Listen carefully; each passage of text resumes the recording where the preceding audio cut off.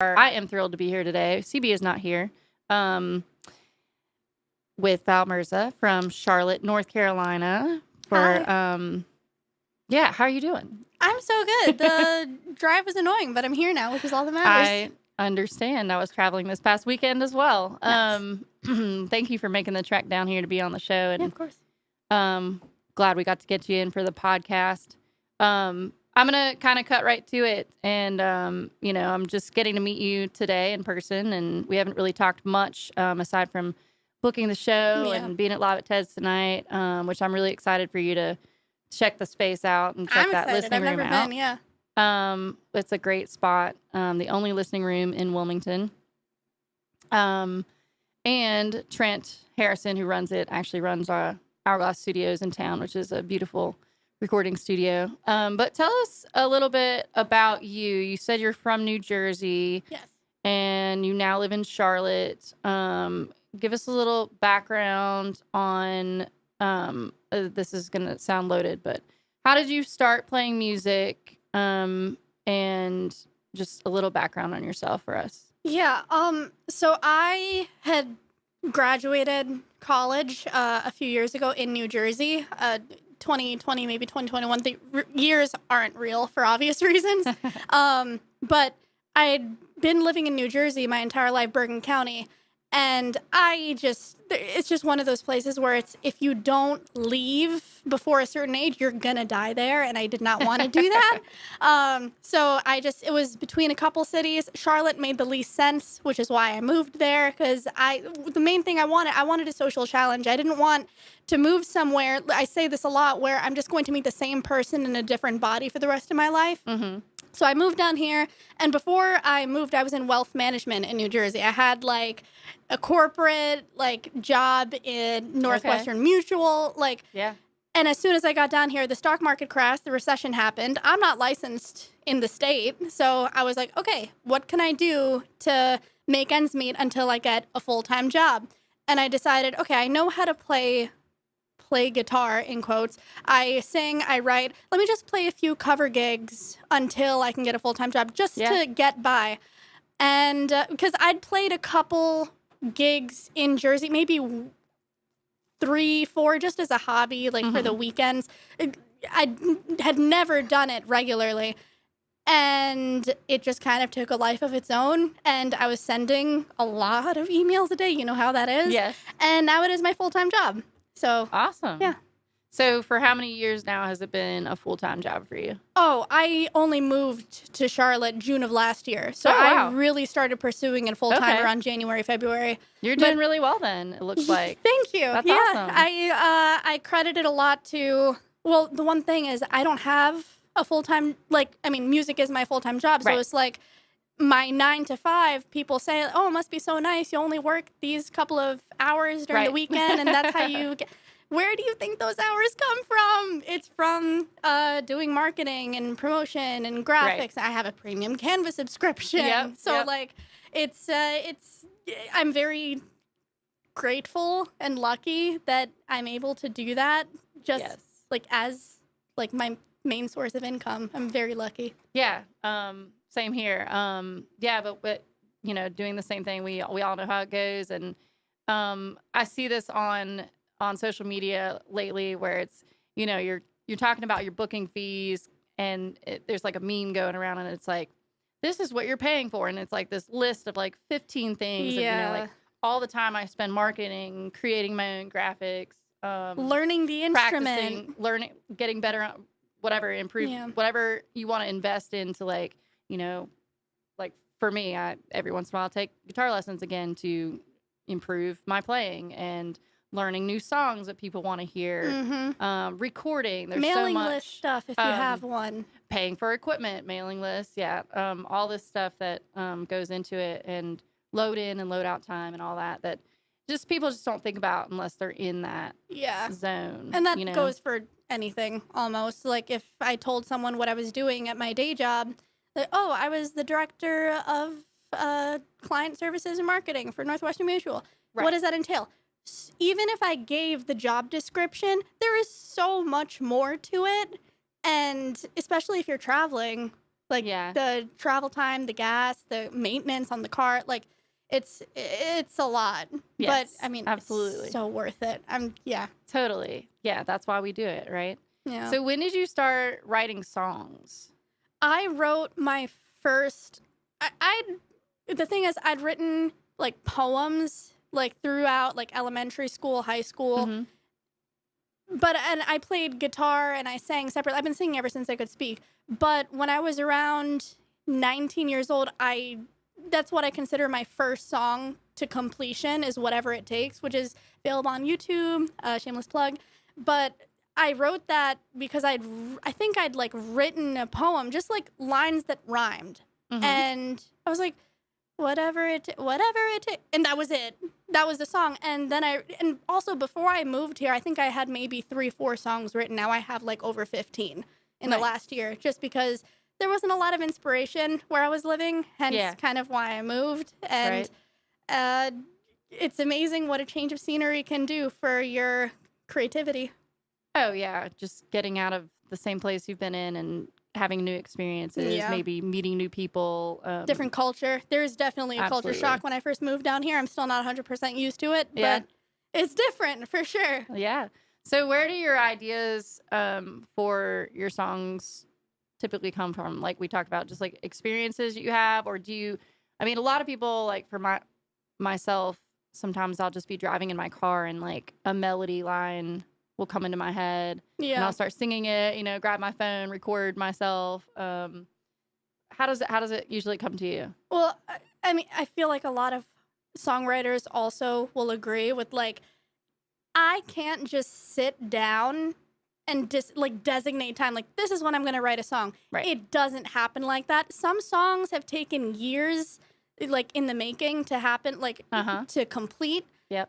My best songs typically come out in like 30 minutes to an hour because it's just like you're just purging whatever feeling, whatever. But most of my songs are about real life experiences. They're very literal, they're chronological.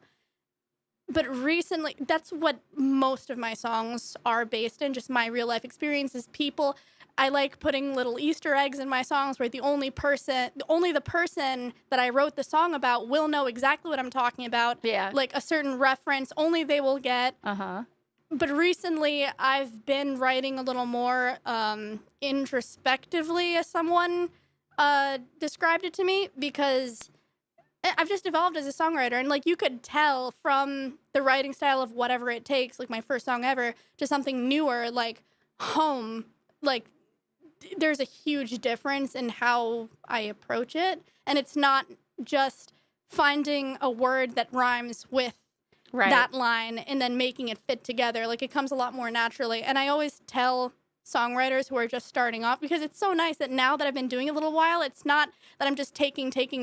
Like I can also like contribute something to the community, which is super cool because a lot of people did that for me. And anytime I'm talking to like an up and coming songwriter, I'm just like, am I allowed to curse? Yeah. Is that okay? Okay. Your first few songs, they're going to be shit. Yeah. Like it's just the way it is. Like just like anything, it's repetition. So I've just yeah. Or you might just, I mean, I definitely, like, if I were to look back, and I have done this, where I look at my notebooks of past songs that I had written, I'm like, oh, that's so stupid. But, it's but like that's you also can turn true it into something. to your experience at the time. And it's like, Whatever It Takes, it's about a long distance relationship. I was in New Jersey. He was in Montreal. Don't judge me. I was 18. I didn't know any better. But I look back on that song, and some of the lines are just like, I don't agree with this anymore. Yeah. Like, oh my God, I would never view this situation the way that I did. But that was my experience at the time. And I feel like it's kind of just for that time. And it's really cool. Well, yeah, it's like one of those things. It's like, it's like space and time. Like, that was in that moment, and now you're past that. You're not that person anymore. It doesn't make it less we become true. Different people, like every few years, or I mean, if we're growing, hopefully we're growing. Not every time, but yeah. So tell us a little bit about just you said you had some funny stories you could share about performing Oh, shows. Some of your like maybe like funny story from a show. Do you have anything that you could share with us? Like God. we asked somebody once what their funniest memory or like craziest memory of a show was. God, ooh, oh, okay. Actually, so I was playing at a tap room in Waxhaw, North Carolina, Okay. and I was playing, and I ended the 3 hour because usually it's 3 hours. So I ended the last set, my last song for the night. My original song, "This Is My 23," which is available on streaming platforms, Spotify, Apple Music. Mm-hmm. Um, but someone in the crowd, like at the bar, stopped me, and he happened to be working with the Queen City Comedy Experience, Okay. and he asked me to do a set for the festival, which is this Saturday. And it's just funny how like paths cross, and then it turned out I have a friend of mine, Austin, who's a comic, a local comic in Charlotte, and he's stupidly funny.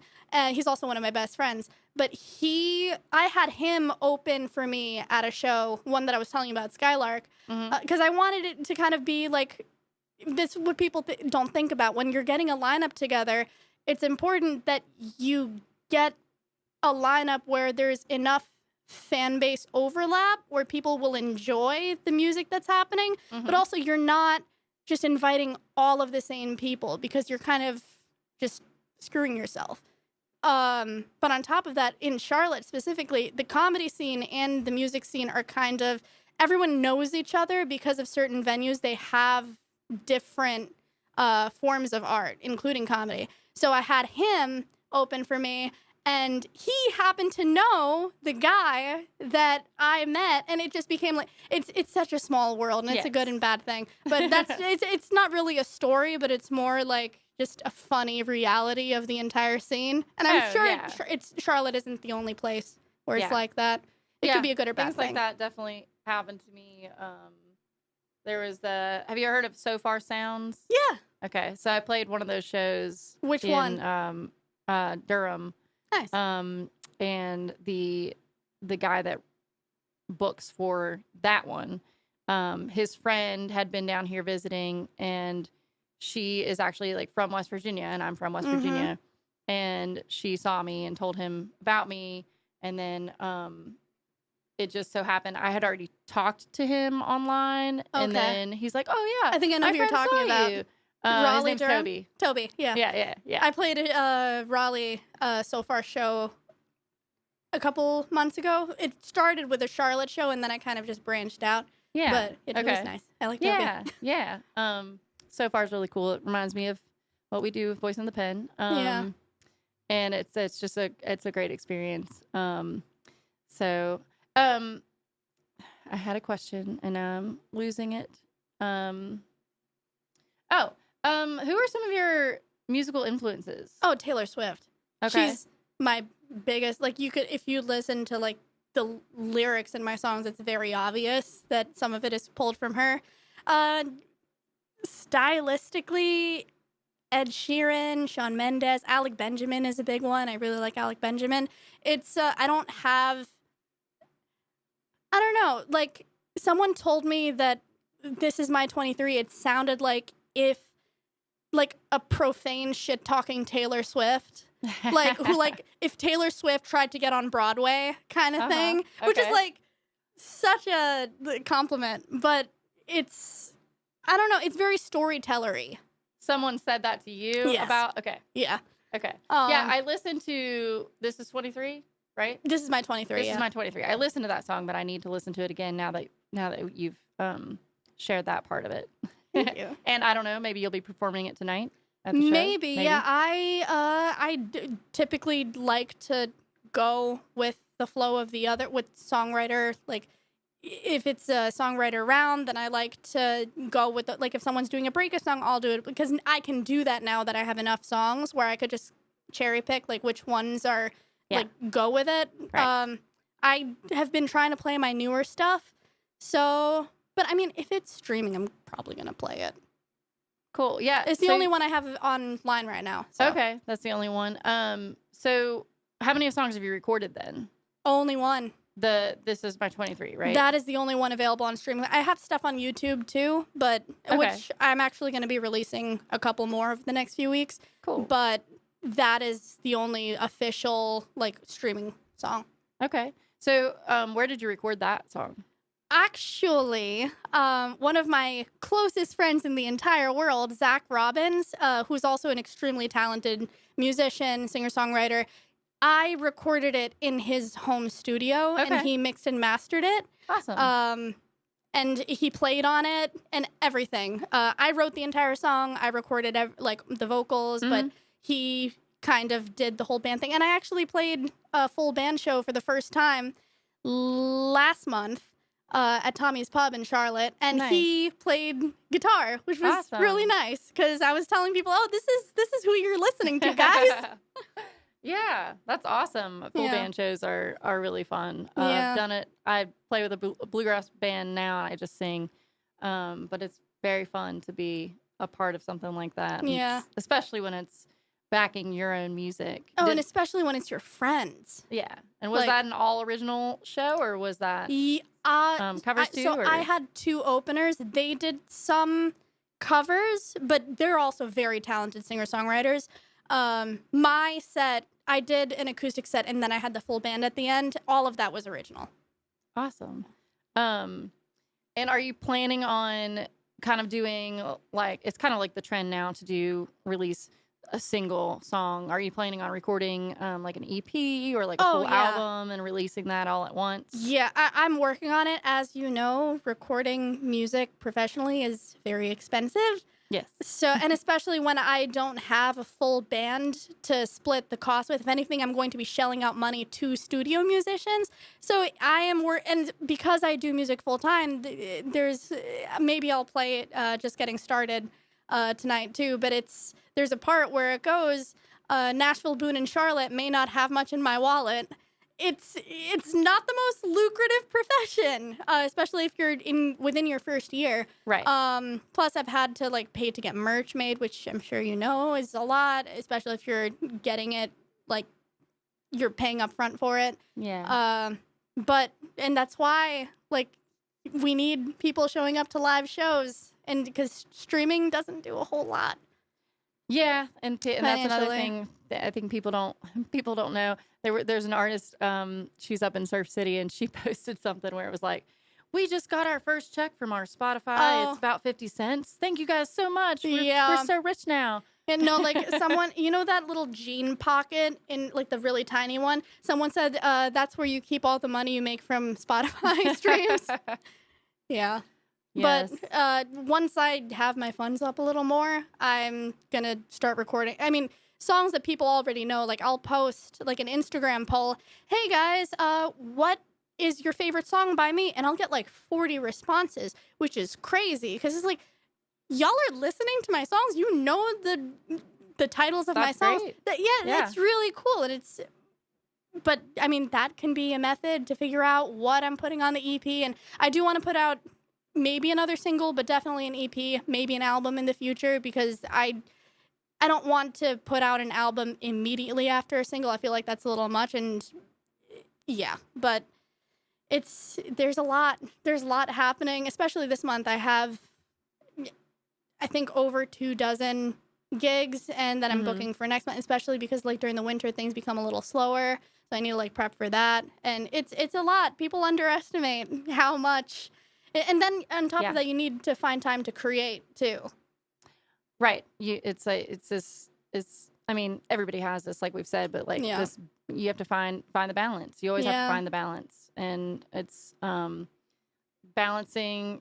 When do I get to write or spend time writing songs or co-writing songs or practicing my instruments or like right now I'm trying to learn to finger pick a song instrumentally for a wedding, which is like a big challenge for me. So it's like, okay, I've got to space Y'all this are time finger out.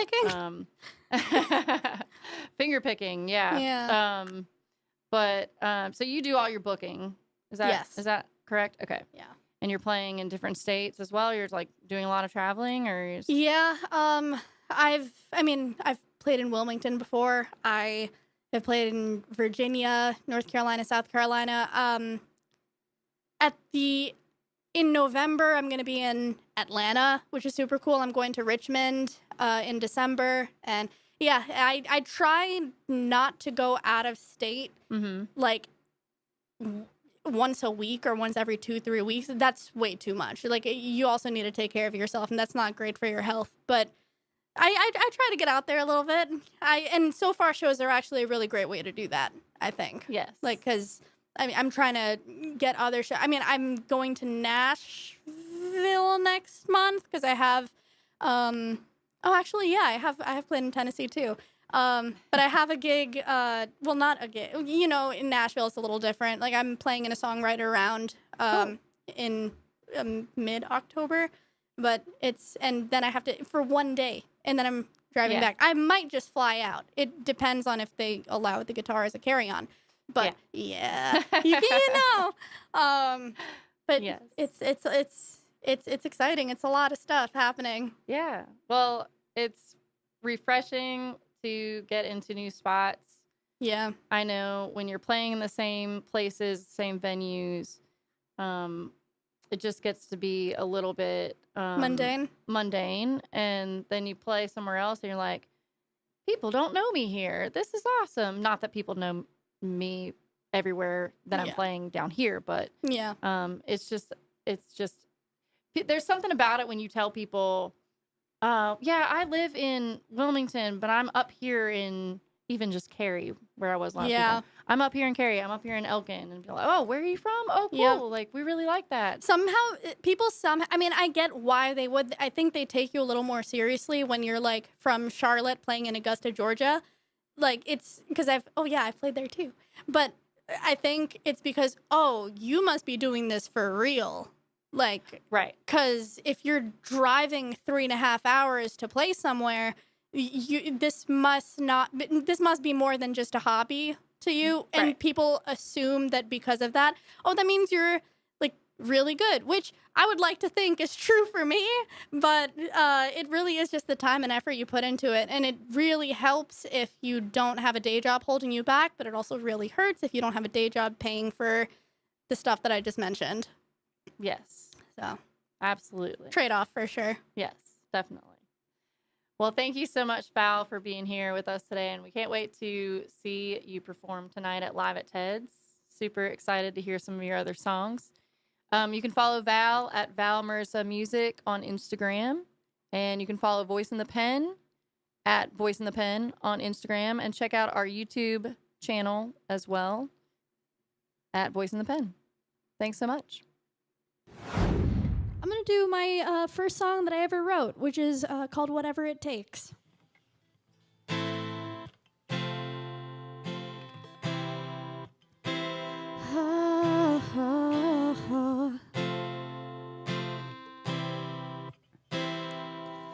Your train leaves in a week, but time flies by so fast. We hold back our tears as I help you pack your bags. I know you need to go, and there's nothing I can do but love you.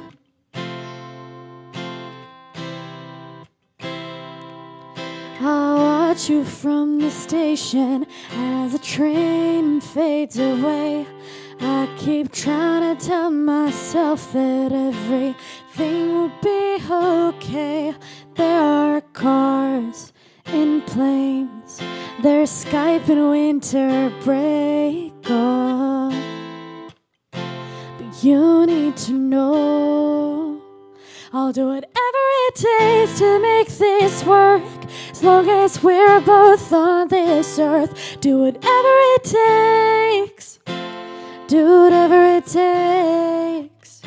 I'll do whatever it takes to see this through. I'll do whatever I have to do. Do whatever it takes. Do whatever it takes. We're still talking every day. It's like you never left. Even after all these years, I fall more in love with every breath. But I can't help but something's changed. I tear my head apart. Are you figuring out what's wrong? Are you stressed about school? Are you feeling alone? I decide to wait until you want to say, oh, but you need to know I'll do whatever it takes to make this work. As long as we're both on this earth, do whatever it takes. Do whatever it takes. I'll do whatever it takes to see this through. I'll do whatever I have to do. Do whatever it takes. Do whatever it takes. Do whatever it takes.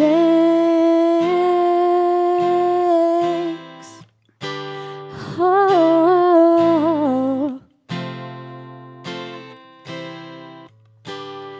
I'm just sitting on my bed, waiting for the phone to ring. You'd call at the same time every day to hear me sing. 2 hours go by.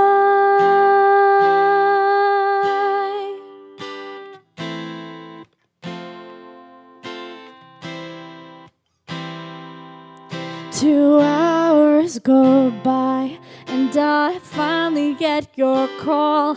We start talking and I feel my heart slowly start to fall. You've met another girl. She's become your world. But I know I did whatever I could to keep us strong, but there was somebody better for you all along. But it's okay.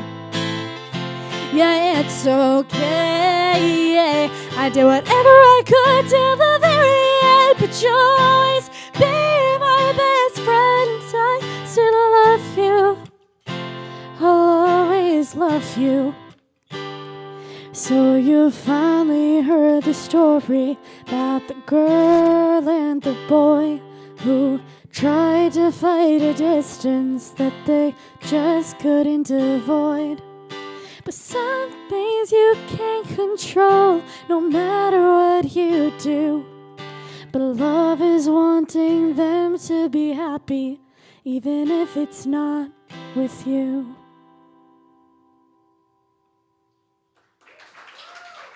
Thank you, guys. This next one is called Could Have Been Me. So Home was about somebody who was not the villain of the story. This guy was. So this is a bitter breakup song.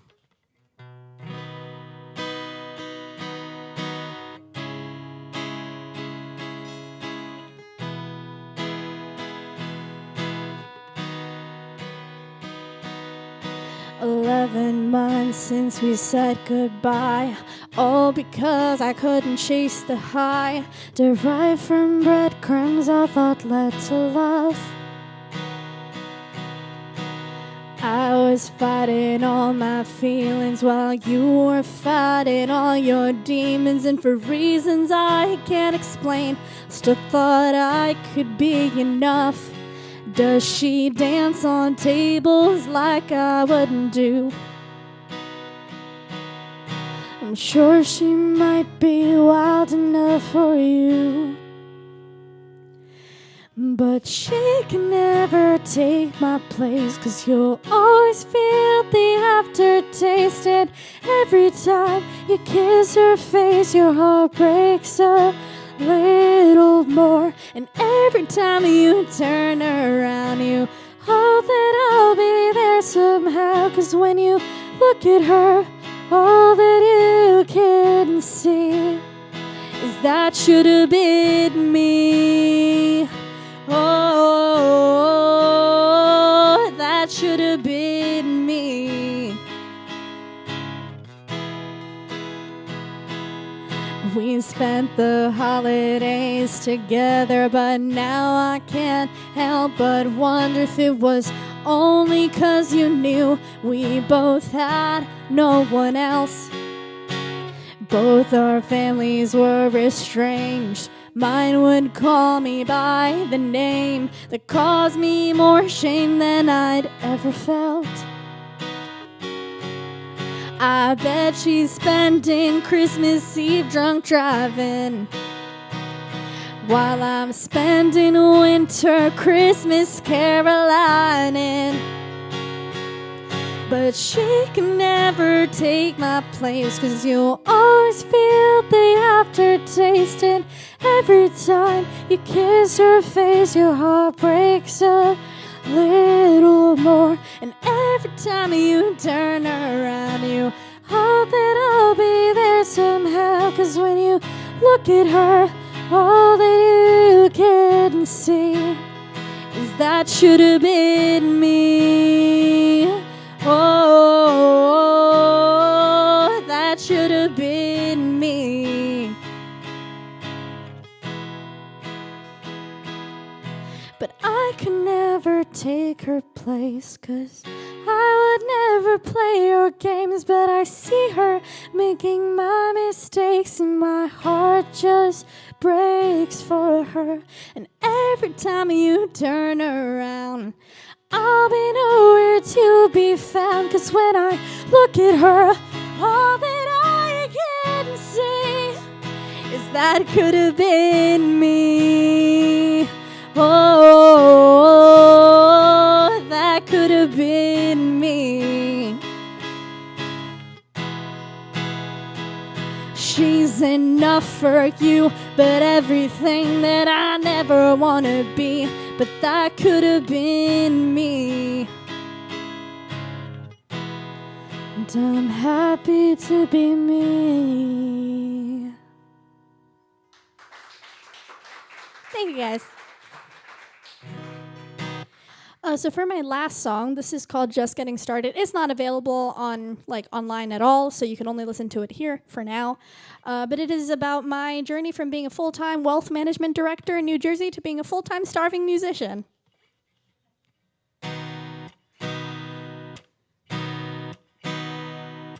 Hi, thanks for stopping by. Even if you only see me once in a year, even if you came for just a couple of beers, I don't really care. I'm just glad that you're here.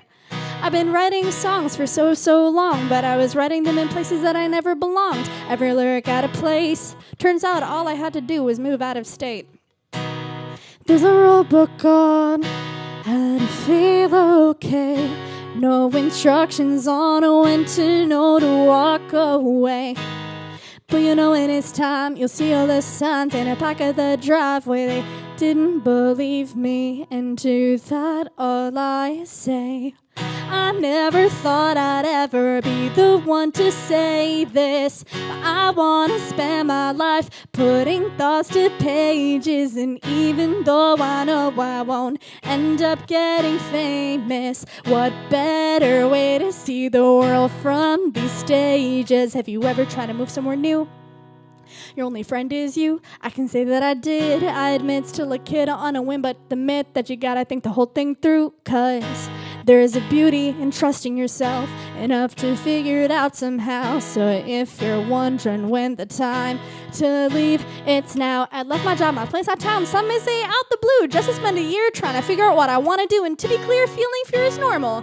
No matter who you are or where you're trying to go, the moving company may have stolen everything I've ever owned, but I still had my car, guitar, my heart, and the great unknown. I never thought I'd ever be the one to say this, but I want to spend my life singing in new places. And even though I know I won't end up getting famous, what better way to see the world from these stages?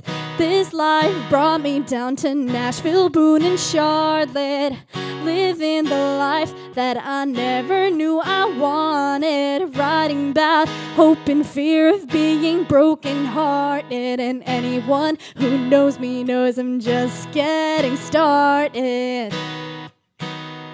Nashville, Boone, and Charlotte may not have much in my wallet, and the greatest part is So I'm just getting started. There's no rule book on when it's time to leave, or where to go once you know it's time to take the leap. But you know when it's time, I swear you'll be fine once you hit that highway. I swear you'll look back and smile at it someday.